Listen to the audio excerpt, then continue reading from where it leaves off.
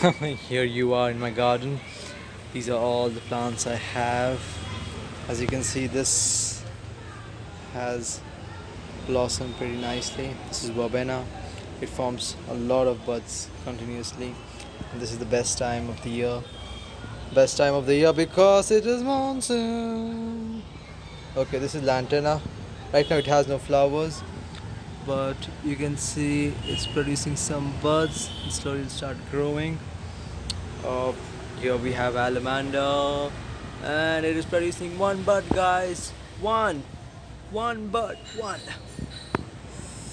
Okay, that's nice. We have one more bud, another bud. Yeah, we got a smaller bud there. Woo! Okay, here we go to our wax begonia. Exactly, wax begonia. So you can see the reason it's called wax begonia is because the waxy leaf, you can just feel it, touch it, and you know that is wax. That is waxy as hell. There's another small chuttu begonia here. This begonia will actually grow in a few months, around 2 months, to this shape. So that'll take some time. Here we got a marigold. No garden in Bangalore is complete without marigold. Marigold is the most beautiful flower. I don't know why I'm not getting the yellow color here in the camera. Samsung makes some really bad cameras, man. Okay, anyway, next we go down here. These are the blue daisies. They haven't flowered yet, but you can see the buds here. So the buds are coming out pretty well, pretty nice. This is a type of spider croton. As you can see, it's grown pretty big, pretty wild. So these ones grow really well. These are just two different varieties that I don't know the exact name.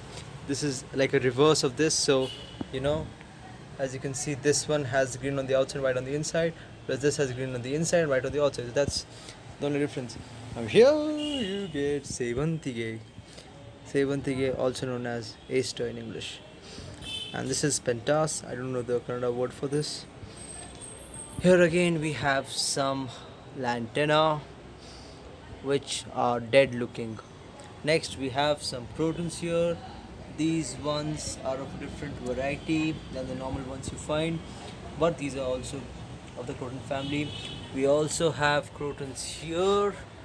Okay, these crotons have been put against the wall because they form roots really slowly. That's actually the case with most crotons. They produce roots very slowly, very steadily, so you can control the growth and prevent the roots from going inside the wall. So that helps. Let me show you some more plants. Yes, so let's start off from this side. Yeah, so this, as you can see, is a common plant found almost everywhere in Bangalore. I think this is most common even in other parts of India, but I've never been to the rest of North India, so I don't know. But in South India, you will find this in most places. Most gardens will have this because it's a cheap plant. It grows fast and produces a lot of, and grows with a regularity. Now this is weeping fig, variegated. Sorry, I forgot the name of this plant, so I don't really know what this is called. So I might put that in the video later on, but not right now. So okay, this is variegated weeping fig. This is beautiful, but it's not growing that well. It's not growing that well. I don't really know what to do, but I'll figure out something. If you guys really have something to tell about how I can make this grow much bigger, much wider, much bushier, you could put that down in the comments. This one is Dreschnia marignata, and both of these are just one variety. Actually, if you just remove the bottom leaves of this plant right from the start, okay, you keep removing the bottom leaves from the bottom, slowly the stem starts growing up, and you end up having this crown-like head instead of having this leaves coming down from below to the top. So you could actually have a plant of this shape look into this shape, but you cannot go back to this shape once you're done with it. So yes, keep that in mind. This is again another type of croton.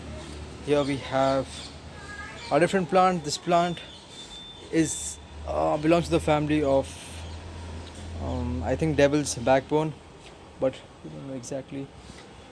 This one again is wandering again. Why again? Ha ha ha. This is Dreschnia, not Dreschnia, sorry. This is wandering Jew, which looks pretty nice. And always remember to keep this in shade. Never ever keep this in full sunlight, because if you keep it in full sunlight, you get this. Okay, this is how it used to look when I kept it on the top floor of my house. There, it had completely lost its color, its shape. I was doing pretty well.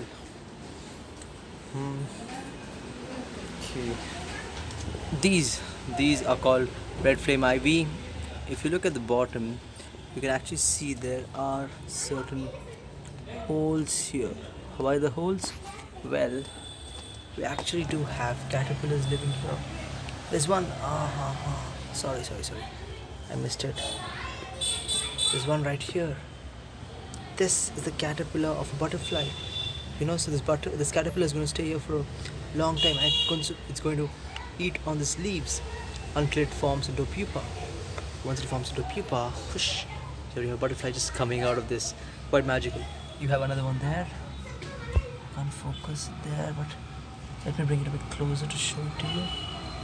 That there, as you can see, that is the larva, and this larva, hopefully everything goes well, turns into a pupa and then into a butterfly. So that's the reason I put this plant, because I wanted butterflies to just come out of this place. Butterfly just coming out of this place. It looks quite mesmerizing, quite beautiful. Or maybe it's moth, I don't know. What if it's moth? Well, what do we do then? We just kill all the moths. Then here you have Canna. This is Canna Argentina, so the flowers are not really that striking.